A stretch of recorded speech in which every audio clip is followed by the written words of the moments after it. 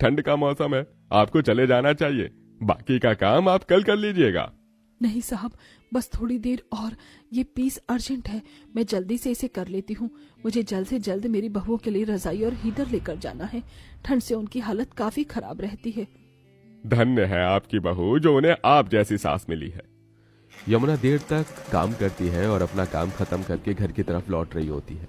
एक तो ठंड, ऊपर से उसकी वजह से यमुना को रास्ते में कुछ ठीक से दिखाई भी नहीं दे रहा था, जिसके चलते यमुना एक पत्थर से टकराकर नीचे गिर जाती है और उसके सिर पर चोट लग जाती है।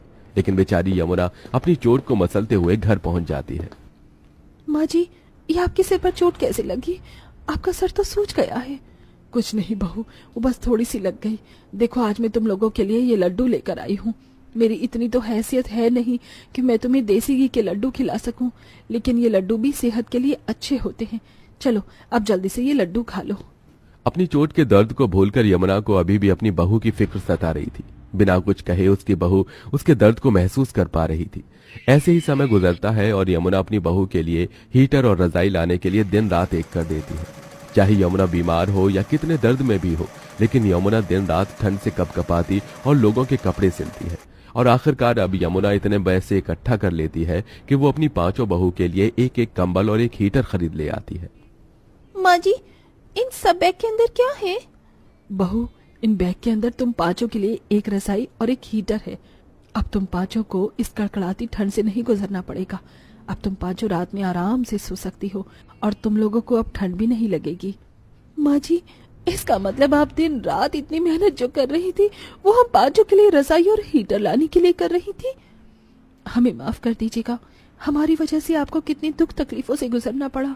आपने दिन रात एक एक कर दिए हमारी जरूरत को पूरा करने के लिए। ये तो मेरा कर्तव्य था। भगवान ने मुझे बहू के रूप में 5-5 बेटियां दी हैं, तो उनका ख्याल रखना भी तो मेरी जिम्मेदारी है। माँ जी, आप तो एक देवी है। हमारे पतियों ने हमारा साथ छोड़ दिया, लेकिन आपने नहीं।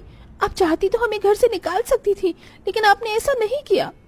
पांचों बहुएं रोती हुई अपनी सास के गले लग जाती हैं। हीटर और रजाई की वजह से पांचों बहुएं आराम से रहती हैं। समय गुजरता है, जिसके बाद अब पांचों बहुओं की डिलीवरी का समय आ जाता है और वो पांचों प्यारे से बेटों को जन्म देती हैं। और तभी माँ, तुम लोग क्या कर रहे हो यहाँ पर? माँ, हमें माफ कर देना, हमसे गलती हो गई।